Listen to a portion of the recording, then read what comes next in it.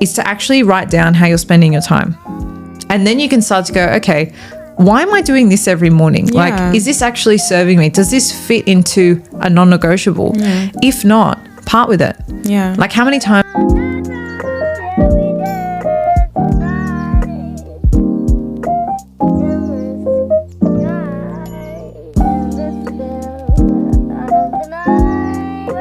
Hey friends, you are welcome back to the She Strong podcast, a podcast created to help you build healthy habits and also to encourage you to go on the journey of becoming the person you were created to be. My name is Courage. I am your host, and today we are going to be talking about the habit of a balanced girl. Now, I want you to think of your life as a garden. Balance comes from consistent care, watering the right areas, and pruning the areas that doesn't serve you anymore so that you can let your life bloom or let yourself bloom. So today we are going to explore the habits that helps a balanced girl thrive just like a well-tended garden. And to help me unpack all of this is none other than the balance queen herself. That's how I'm going to call her today. So, Erika, you are welcome to the podcast. Thank you so much for having me, Courage. How It's do you so feel lovely today? to be here. Good. I'm excited to have this chat. Thank you so much for coming. So I want to read a little bit about Erika because I love your bio so much. Thank you. So let's just let the people know a little bit about you. Erika is an Australian expat living in Dubai. She has worked as a lawyer for 7 years and now services clients on a consulting basis in the Web3 space and beyond. She's also the host of the leading self-development podcast, The Balance Theory, which has over 130K subscribers and 4.5 plus million views.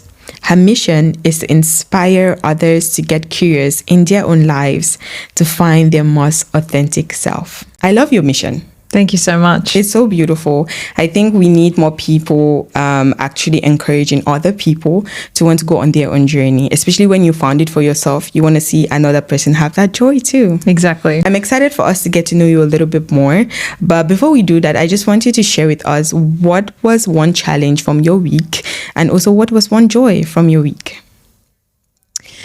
So we're kind of in this end of year period now, and I feel that naturally comes with a little bit of a pullback with work. You know, people are winding down from the year. People are getting ready to go away. This is my first year where I'm not working in a firm. So as you kindly introed me, I'm now consulting as a lawyer. So what that means is I'm not kind of following the natural corporate cycle anymore, but I still have that, you know, wind down period towards the end of the year. So a bit of a challenge for me this week was being kind and graceful with myself in allowing myself to rest more, to slow down. Because I think, I mean, we were just saying this before we jumped on air. We're so often in this go, go, go, always needing to be on, always needing to be doing something, that when it comes to those periods where it is a little bit slower and it is an opportunity for me to wind down, I sometimes struggle with that a little bit. Yeah. But I would say on the flip side of that, a joy I had this week was by the time I eventually surrendered to it and actually embraced it, there is such a joy in leaning into rest. Yeah. We talk about play and working hard, but rest is so important. And the way you feel when you actually honor your body when it's calling you for that is a massive joy. It's just you've recharged the batteries, you know? So I think that one experience for me has been the challenge and the joy this week. That's amazing. I think for me, one challenge for this week was I had a lot of presentations to get ready this week, and I was doing things differently from how I used to because it's the end of year. Things are turning around at work and also in my life. So that was hard because it was like out of my comfort zone. And a joy that I had this week was I've been wanting to spend some time in the beach, like early in the morning for a while now, but I couldn't find the time to do it. So I finally pushed myself because I just felt like I needed like a moment of rest and calm. And I finally did it. So I feel like it was a good way for me to start my morning. Yeah, beautiful. It's the best time right now to be at the beach. I've made it yesterday too, and it's just beautiful. Yeah. So I want us to do a little grounding exercise. So I just want us to take a moment to be present here. I love to do that because it gets us to calm down and be comfortable in the conversation. And if you're listening to me or you're watching, I encourage you to do it with us. It's like just 1 minute. I just want you to take a deep breath and look around you wherever you are. Maybe you're in a room or you're outside. I want you to find one thing that helps you to be present in that place. It could be a painting, it could be a person, a child, a tree, or anything. And I want you to just breathe and remember that where you are right now is where you are meant to be. So inhale and exhale. Great. Beautiful. It's crazy how refreshed and relaxed something so simple like that can make you feel powerful. And the stillness. I love to do it so much because I get anxious really fast. Yeah, but I want us to get to know you a little bit more. You've worked as a lawyer for a while and as a podcaster. So I want us to know about your journey, especially here in Dubai, and how have you found the industry so far? Sure. So my podcasting journey began when I was still quite junior in my lawyer years. I, like many people, finished school, went to uni and got the degree and ended up doing the job that I got a degree in.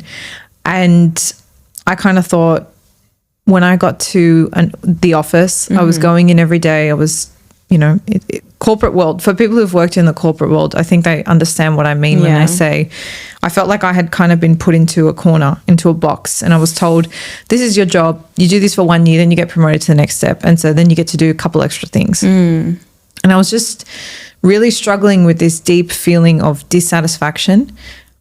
And I just felt like I was made for so much more. And it was a really tough thing to experience because I thought I'd gone to uni, I'd studied this thing. This is what I'm doing, right? This is me. But I had this really interesting experience where I realized it doesn't matter what you do as your work, as your job, even if you have your own business and something you love, your job can't be the one thing that defines you. And that's where I was. I was in this place where I was trying so hard to make the lawyer title be who I was. Yeah. And what that meant was I kept changing jobs. I kept going, this is just isn't the right firm. I'm going to go to somewhere bigger. This isn't the right team. I'm going to move to somewhere else. Maybe I want to work in-house instead of private practice because they're the two types of areas of law. Maybe I should move overseas. There were so many different ways I tried to push that in many different avenues. But it kept coming back to this same question of I don't feel like I'm pushing myself. I don't feel like I'm learning. I don't feel like I'm growing as a person. And so I did this really interesting exercise, and it's something I still talk about today because I think it is just so powerful.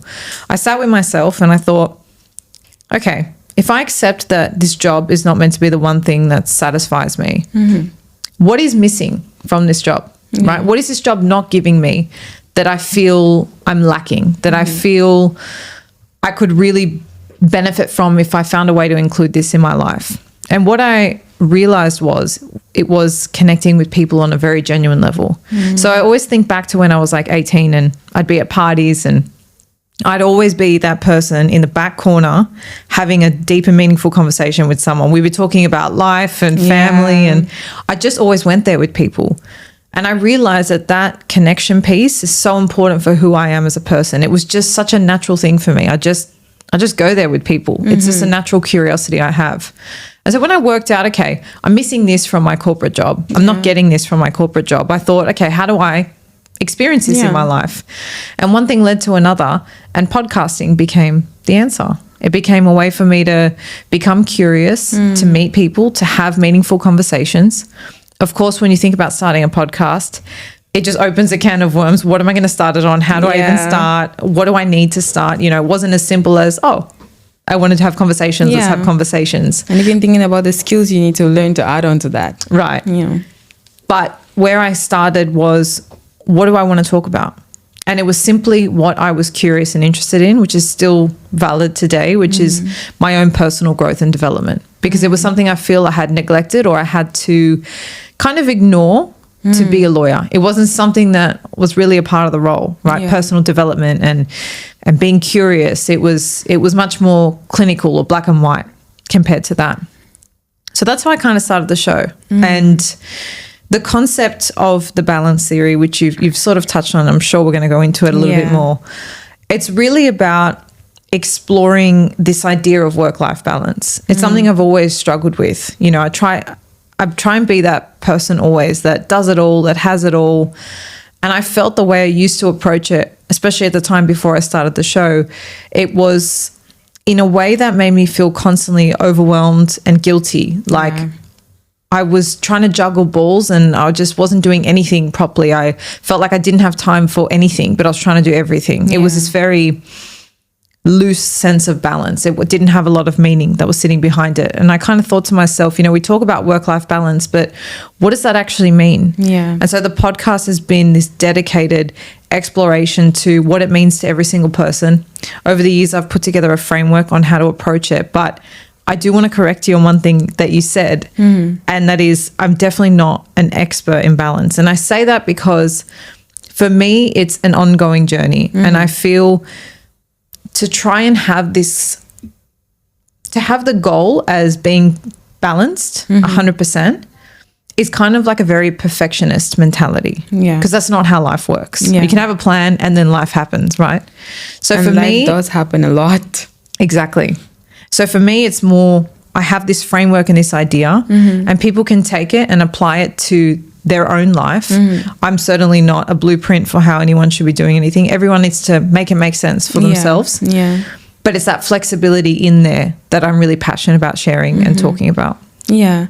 This part of life is a continual thing. You become as you go. And the thing is, you have this beautiful framework and you're sharing it, but it needs someone to experience life. Then they can be able to apply it to their lives, what Exactly. works for them. Yeah. But I want you to touch a little bit about the balance theory. Like you've talked about why it started and just give us this framework. Yeah. So you kind of introduced the garden before, and the garden analogy is just the best way I can describe it. It's the best analogy I've come up with over the years to talk about it. So when we talk about balance, for me, it kind of hinges on three key areas: our health, our relationships, and our fulfillment. Quick tangent. So, you know, we talk a lot about balance as work-life balance. And I was very tempted to call that third category work instead of fulfillment. But I specifically chose not to because of my origin story. And that is your work or your job is not the only thing that defines you or fulfills you. So when I talk about your fulfillment, it's not only your job or your business, but it's your hobbies.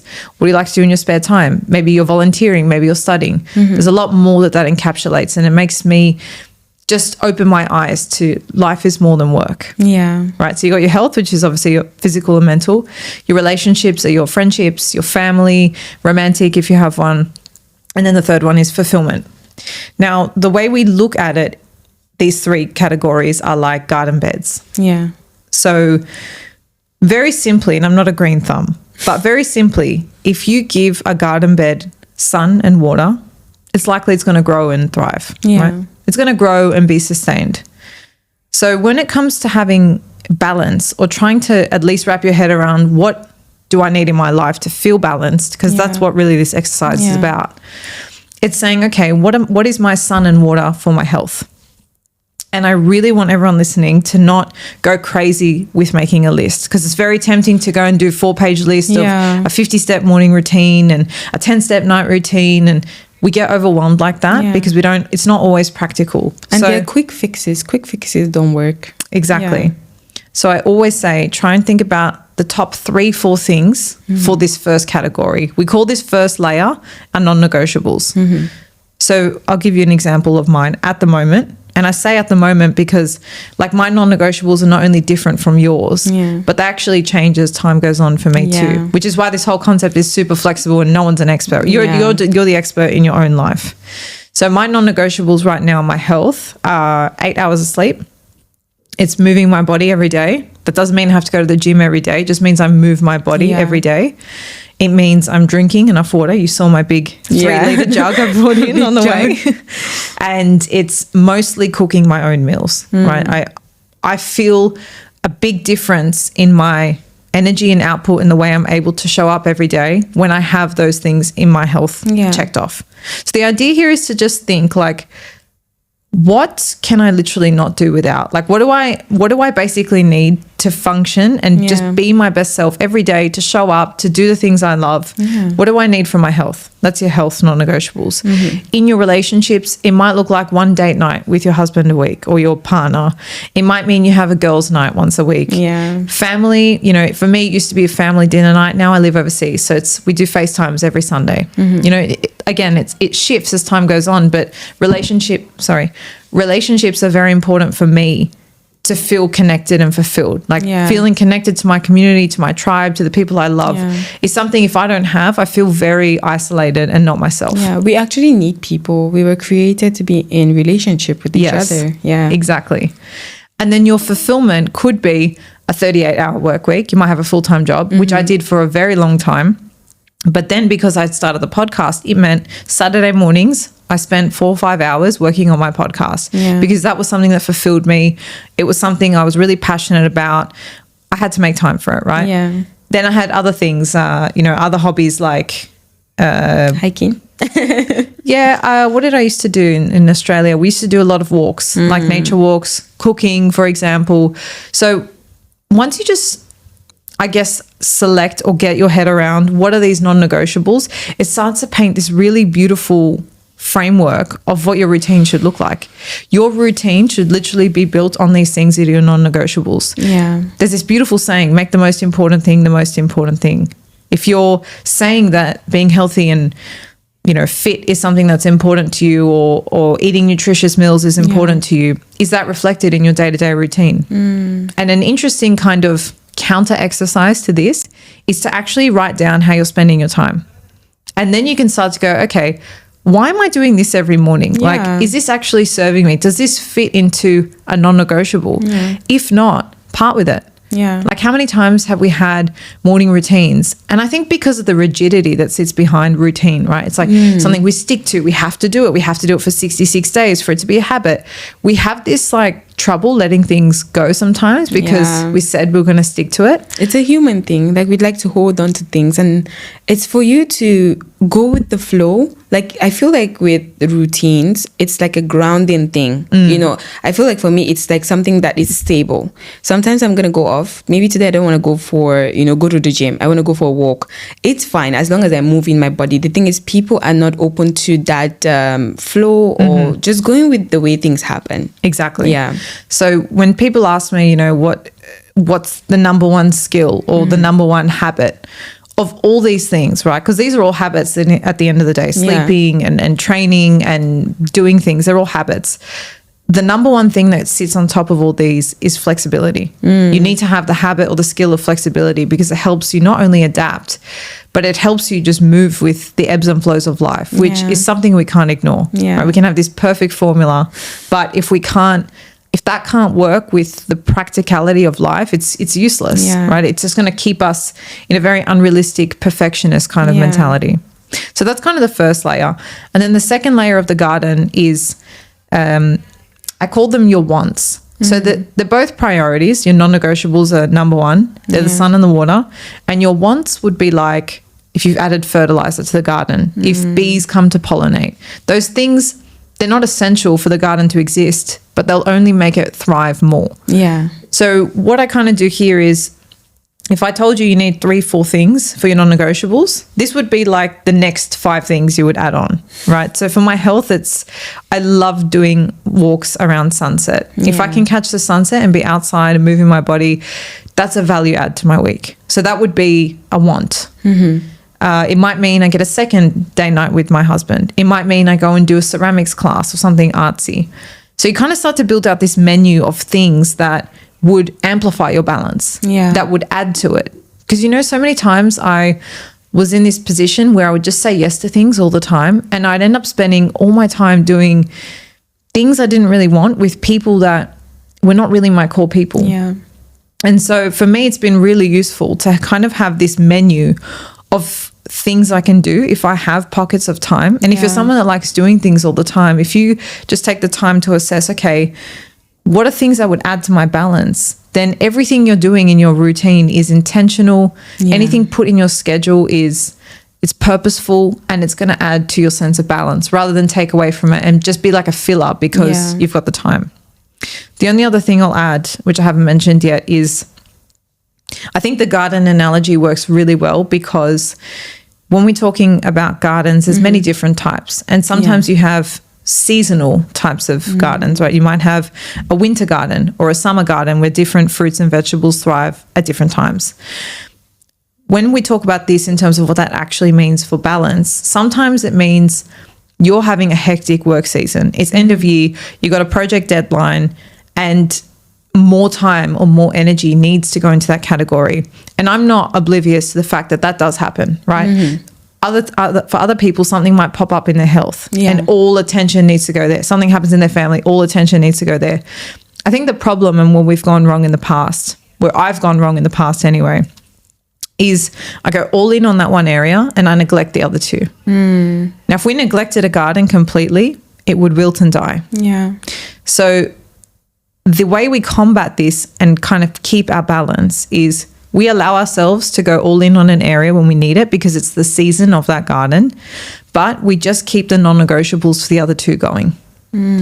Because if we go all in and neglect, by the time we come back, there's so much more groundwork we have to do to get that back up and running. Yeah. But if we can say, you know what, these two, three things in my health, if I can just keep those up whilst I go and work more hours, at work, or you bring in that flexibility, right? You say, okay, I have these non-negotiables, but how do I adapt them so that I can work a little bit more? Does that mean I just take 1 week off, one session off the gym during the week? Does it mean I start doing at-home Pilates instead of intense weightlifting? So you still have the non-negotiable elements there, but you just make them a bit more flexible to allow yourself to move into different seasons as well. As you were talking about that, I thought about this season of my life that I had gone through at the beginning of the year, because I feel like I am sort of kind of wrapping my head around the whole balance thing and resting properly and actually having priorities, because I think when you have priorities, you can then set healthy habits, set a good structure for yourself. So I didn't have that before, and I'm growing. I'm still in my 20s. I'm allowed to make mistakes.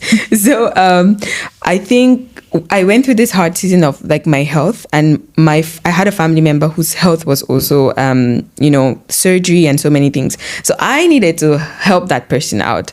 I literally dropped everything in my life. I even forgot when I needed to be reading or eating healthy. Like I dropped everything and I just like focused on the person. And when I was coming out of that season, they were doing fine. I was burnt out. I couldn't even do anything. I was angry at people now, and it was such a hard season. Then I finally started understanding that I had neglected myself and the things that really ground me and make me the person that I used to be, or I want to be, or keep walking towards. So I think it's very important that we still keep those non-negotiables, and then we concentrate on that season in life, because I just feel like it's adjustment. You need to adjust as you go. 100%. Yeah. And that's such a perfect example of what I'm trying to, I should have, workshopped it with you, but it's a perfect example because if you're a generous person, if you're someone who's loving and caring, it's such a natural thing to just give everything to someone or something that needs you, right? I'm the same. But I think you have to have this realization. I mean, I'm not a mum yet, but I speak to a lot of mums who have this mum guilt as well, right? It's the same thing. They want to do everything for their kids, and they, that takes away, or they neglect things for themselves, which I can't speak from experience from. But the point is, if we fill our own cup up first, then the cup that we're giving from is from a full place, not from an empty place. It's from an overflow of what you already have inside the cup. Exactly. And so I think the trouble a lot of the time is we feel this guilt of, well, I'm not going to spend time doing things for myself because this person needs me or this situation needs me. But if you change the way you think about it and you're like, I'm just prioritizing these things because they give me more energy and they make me more of who I am, and they allow me to show up the way I need to for this person. It really shifts the way you think about putting yourself first, right? You're actually just optimizing your own energy so you can do more for others. And I think for generous people, that's a good way to look at it, to combat that guilt, because it's something I've felt before too. Yeah. Now, you said it's something you felt before. Can you give us like a brief example of that? And how did you pull yourself out of that? I think there's been many kind of situations. Top of mind would be like in a work setting, right? Like I used to feel guilty if I would leave at 5 o'clock and prioritize my own things outside of work because other people would just stay there till 7 p.m. Yeah.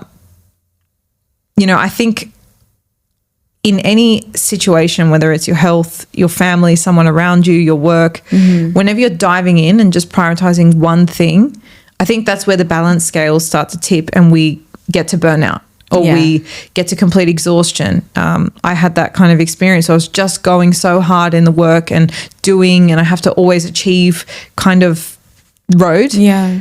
That it just depleted me because I wasn't doing other things that were actually filling me up, that were showing me what my value was, that were nurturing my soul. Yeah. So this is why it's really important for everyone to take this concept, work out make it make sense for yourself. Yeah, make it make sense. Make it make sense for you, girl. Experience it. I think that's because experience is like the best teacher. Like, if I didn't go through a season of burnout, like I wouldn't have, taken out the time to maybe find out why I was burnt out and what I was lacking, like looking for what fills me up more and trying to like prioritize that. And would you say boundaries is like something at the top of the list if you want to have balance in your life? But like boundaries from a place of love. So, because a lot of people struggle with setting boundaries, and I think that's why that guilt comes in place.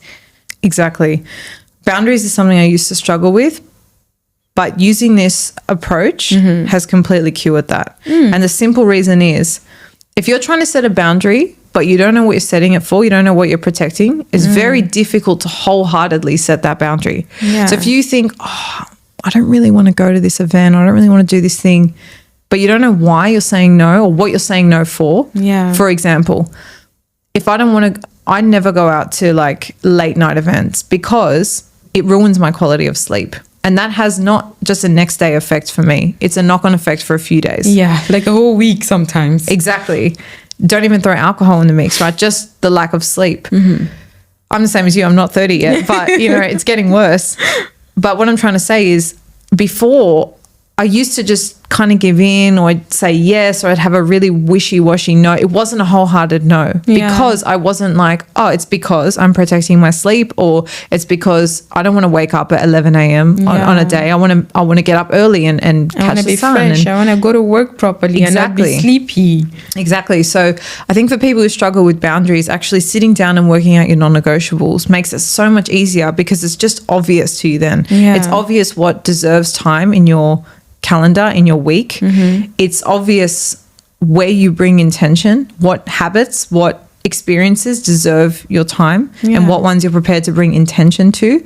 And then anything that's not there, it doesn't really deserve to be on your calendar, if it's not going to add to any of your areas, if it's not going to extend your balance, if it's not going to bring any other value into your life, that at this point where you are and where you want to go, it's adding to that, then it's a straight no. Yeah. It's quite easy to say that when you have this kind of clarity. But if you're trying to set boundaries from a, I guess, confused or unclear headspace, I don't know.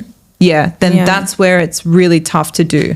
One other really simple reframe that really helped me start to say wholehearted boundaries was I realized that when I was saying yes to someone, I was saying no to myself. Yeah. And I was like, that's so crazy. Like, I would never expect somebody else to say yes to me and no to themselves for my sake. So when I realized that, every single time, it didn't become, am I saying no to someone else? It became, am I saying yes to me? Yeah. And that changed everything. I like that. Like if you have a strong why, it helps you to be able to know what to say yes to and what to say no to. Yeah. And just thinking about yourself, I think this is something that I've really learned.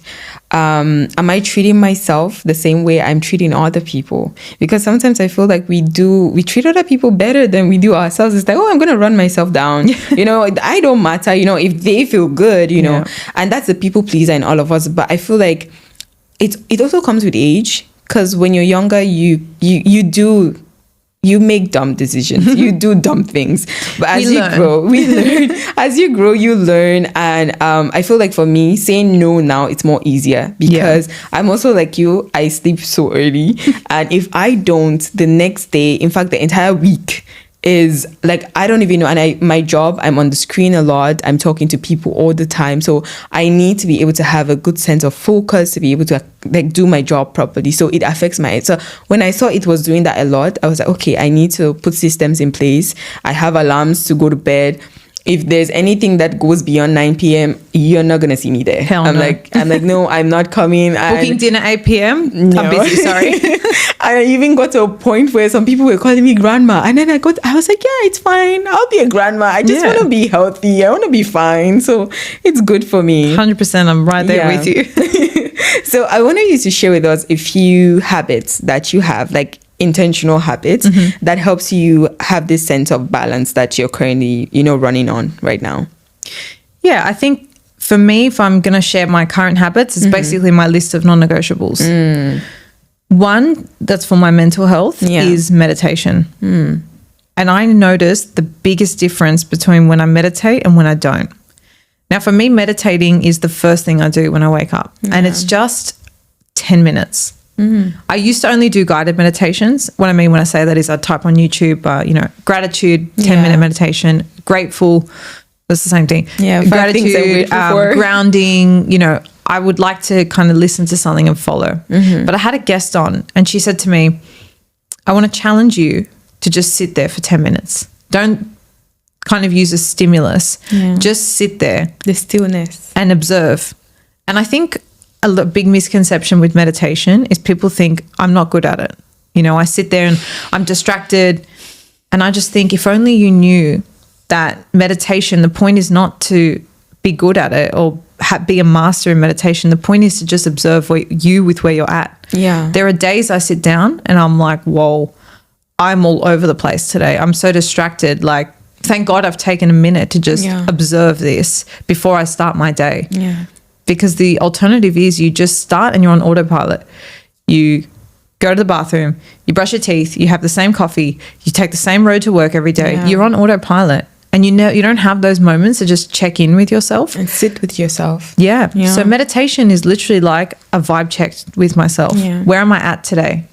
And that helps me with that skill of flexibility. Because if I wake up one day and I feel chaotic or all over the place, well, maybe I'm not going to go out tonight with my friends or catch up. Maybe let's just move that to another night because I need to do some grounding today or whatever the case may be.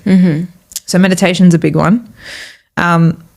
Being really strict at night actually not just at night, in general with my phone.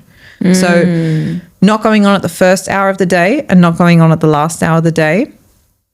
Game-changing habit. I'm telling you, that's huge. It's massive. I had this example the other day. Because I post and I delete the app. And sometimes I schedule and I delete the apps. And the other day I forgot to put it back. And I woke up in the morning, I did my things. I was moving so slow. My brain was like calm. And then at some point I was like, oh, I don't have the Instagram. I was like, oh my God, I feel so good. Like my brain is at rest. My heart is at peace. Like, because when you look at it, the first instant, anxiety falls on you. It's not like maybe it just falls on you, that your brain just wakes up to something like so big. So I am with you with that. Yeah. I think if you just simply even consider the way we consume content, right? Reels is like a big way now. Yeah. It's scroll, scroll, scroll. It's that quick, short, sharp attention. You're literally training yourself to be distracted. And so if you're starting in that energy and you're ending in that energy, and so many people are like, oh, it takes me forever to fall asleep. If you're scrolling right before you go to sleep, it's going to take a long time for your brain to go from here and scroll, scroll, scroll to just relax. So it's important for me first thing in the morning, but equally as important at night, because how you go to sleep is how you wake up. Yeah. So you can have a perfect morning routine. If you've had a terrible night's sleep, if you have taken 3 hours to fall asleep, it's going to impair that quality and the energy you have. So at night, what am I doing in that last hour? People are like, well, what do I do? It's like we've forgotten how to live without phones. You for read me, a book, you talk to someone, or I you love just lie on the bed and be quiet. Yeah, it's not like a set routine for me, but it's always some combination of reading. I love having a really like warm shower before I go to bed. It just relaxes me. Yeah. I love yin yoga. For me, it's for anyone listening who's not done it before, it's basically like you hold stretches for like a couple of minutes, but that delayed, like sitting in a stretch, it lets your body really melt into the position, and it feels like a full body meditation. It is amazing, and the sleep quality after, I highly recommend it. Okay. So try and do that a few nights. A few nights a week, just on YouTube, like a yin yoga for deep sleep or anything like that. Sitting down and just chatting with my husband. We talk about our day. We cuddle. Just catch up on what's been going on.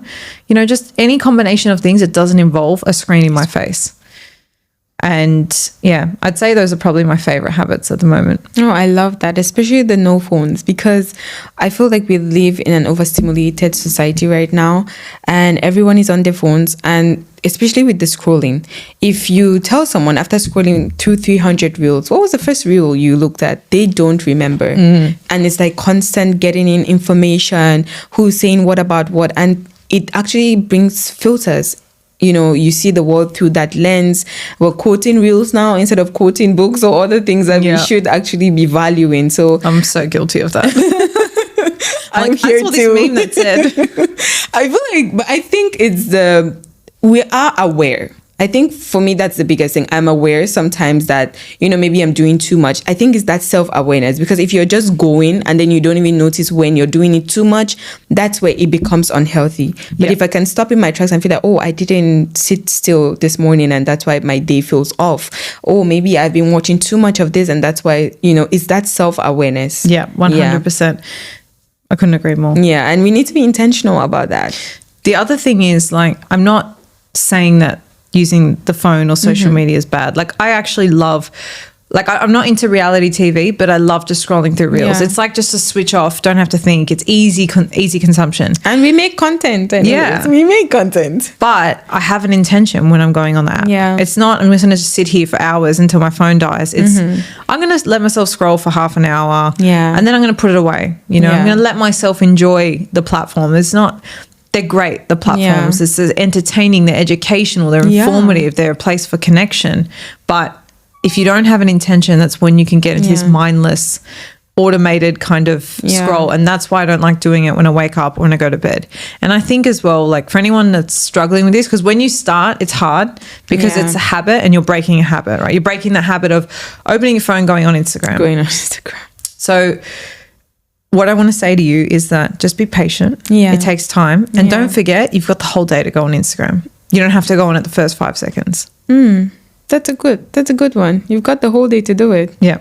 And like you said, it's hard. When I started deleting the apps, I finally realized how many times I usually pick up my phone to look for it or to go there. Yeah. I pick up my phone and I'm like, oh, it's not there. And then I put it down. Oh, it's not there. And then I put it down. So I'm like, okay, this is actually taking a lot of my time. And then I was tracking, the number of times I was picking up my phone. I'd write it in the notes app. Today, I picked it up 4 times. Today, and then it just made me to track it.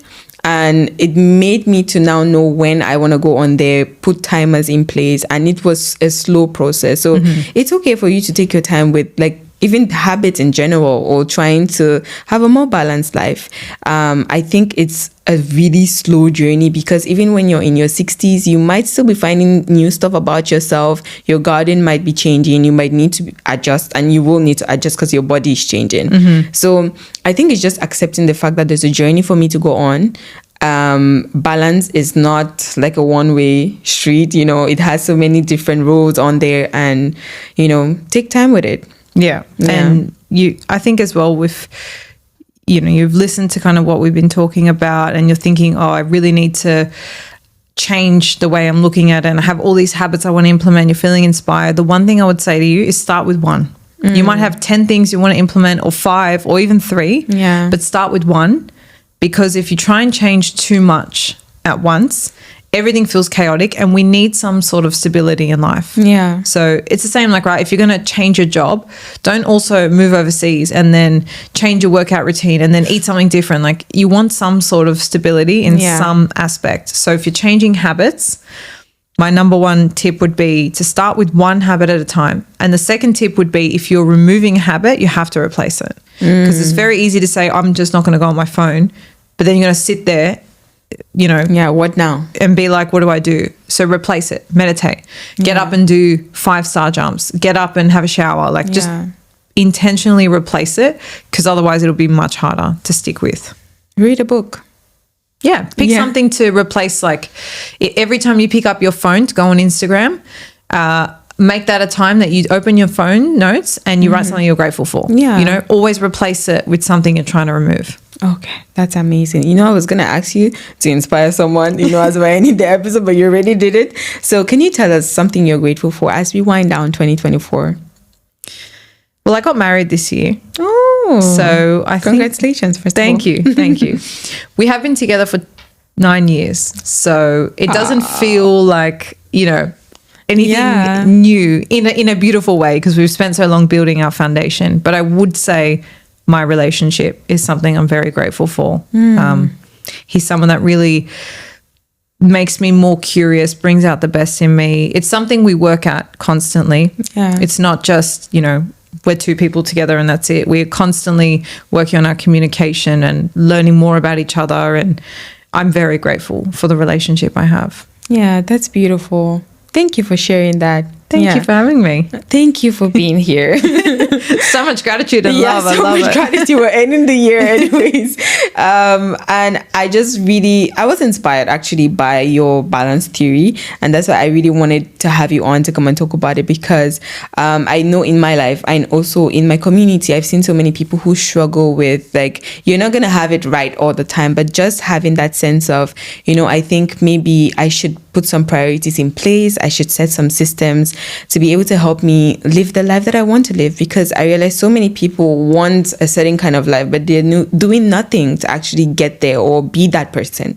So if they can just, like, you know, it's not that big a thing. Like you said, start with one thing and then you build up as you go. So I really wanted us to talk about that to help someone to end the year and also start the year on a better footing. Yeah. And, you know, you don't have to wait until you've achieved a goal or you've become someone else to make those changes today. Yeah. And I always say, if you're striving to, let's just say, open a business, right? Or take your business or your podcast or your career from here to here, start thinking about what is that next version of yourself? What does their morning routine look like?